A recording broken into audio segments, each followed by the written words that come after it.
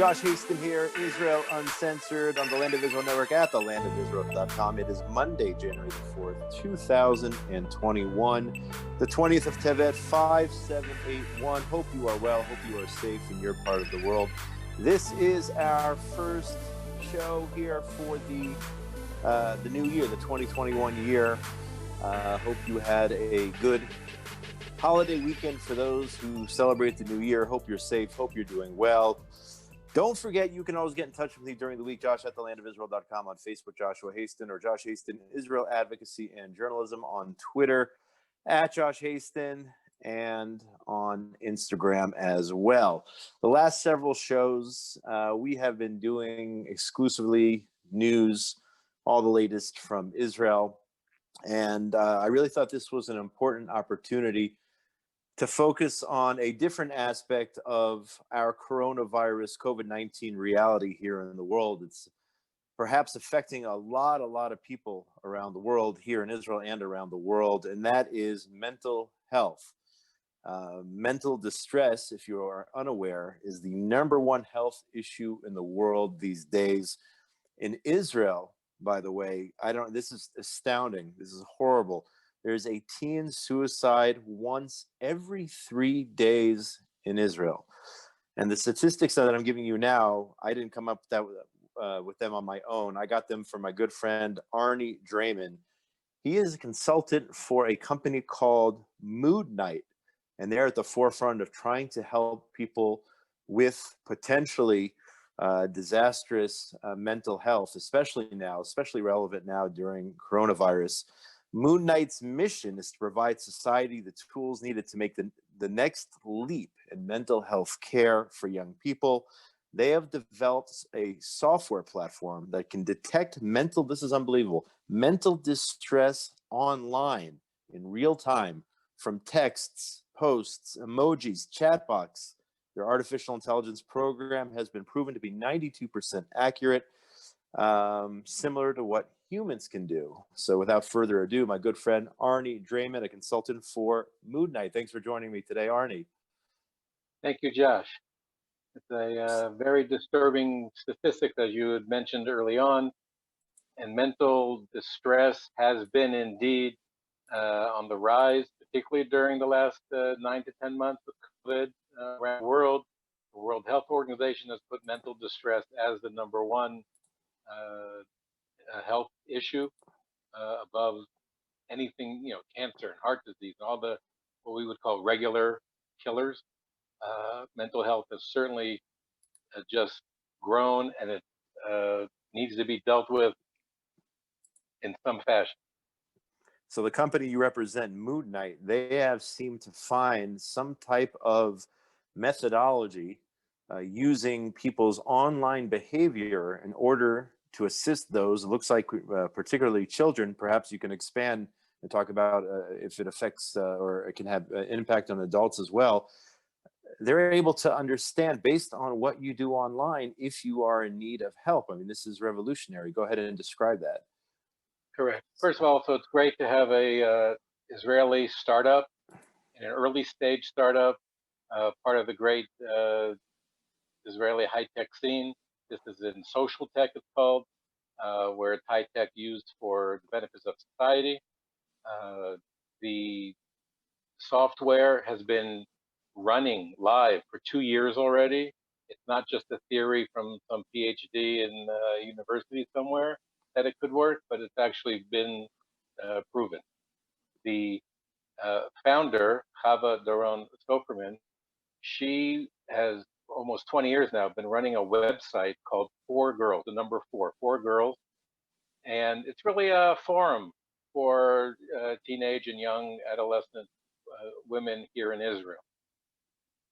It's very popular. Tens of thousands of girls interact all the time. And she noticed a few years ago that there was already a sharp increase in mental distress online, and took the steps necessary to try to create some kind of technological solution to detecting that mental distress online and then being able to do something once you've detected it. So the software has been developed. It uses artificial intelligence and machine learning and what they call NLP, natural language processing. It uh, works in tandem with medical professionals, mental health professionals, so that psychologists and social workers and others are involved to keep the artificial intelligence, let's say, in line. Because humans can only do so much and machines can only do so much. But together they can achieve this 92% success rate, as you mentioned, of detecting mental distress online and then alerting. First, what they do is they categorize it. It could be a Right. high risk, medium risk, or low risk. High risk goes immediately to the emergency authorities, the police, the helplines, whatever nonprofit might be in the area to work with a person. I'll take an aside at the moment, a person, because it doesn't have to be just children or teens or adolescents or young people. It could be anybody. And it could be not just mental distress as it relates to suicide. It could be any kind of mental distress. It could be drug and alcohol addiction. It could be, the software is pliable so that it can be taught any set of keywords over the course of time and then improved upon so that it can actually detect whatever you would be looking for. So I want to understand how it works. So, in order for Moodknight software to have the ability to see what's going on online, so an organization or a company would need to install this software into their system, and then it would have the opportunity then to monitor people's behaviors. Or is this where are we talking about? Are they able to just detect automatically somebody on Facebook who is experiencing mental health issues? I mean, how are they able to be effective in reaching those in need? Excellent question. So the software comes with what you would call a dashboard so that it does fit into the platform. It could be a website, could be some sort of social interaction site, it could be an application, an app of some sort.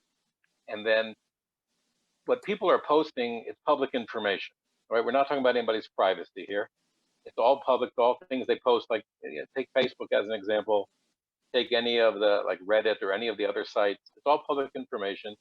If they, Facebook or Reddit or any particular platform chose to use this software to monitor their posts, they would get alerts on a dashboard, again, defining them as either high, medium, or low. And depending on what, like I said, the high risk go emergency services immediately. The medium risk would wind up with mental health professionals. And low risk was one of the great things that Moodknight has done. They've been training teenagers to do peer-to-peer counseling work online with other teens, so that on a low risk assessment, it's certainly, and there's proven models for this, to use the peer-to-peer project. So they've done it in Bat Yam with the municipality there last year. They are now looking to do a project together with the umbrella organization of youth groups here in Israel, for B'nai Akiva and Sofim and all the other youth groups that they have here, the Scouts, so that they could do a joint project and really create a massive amount of online positivity, right? Getting teens to be able to react to other teens and catch the issue early, because we know that mental distress, like many other, physical ailments, if you catch it early enough, it doesn't tumble into something worse. It doesn't become those high risk categories. It stays low risk and can be dealt with and it can be improved upon.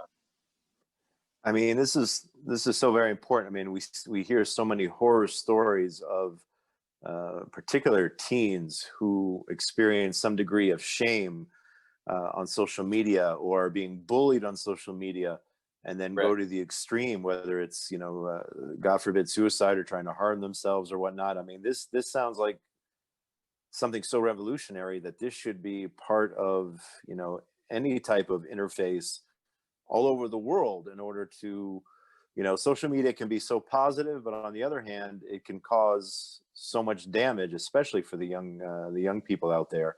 I mean, this Israeli technology sounds like it should be really interfaced throughout the world. I mean, how far along are you? Is the company at this point in terms of distributing its technology to, all the various channels around the world, really.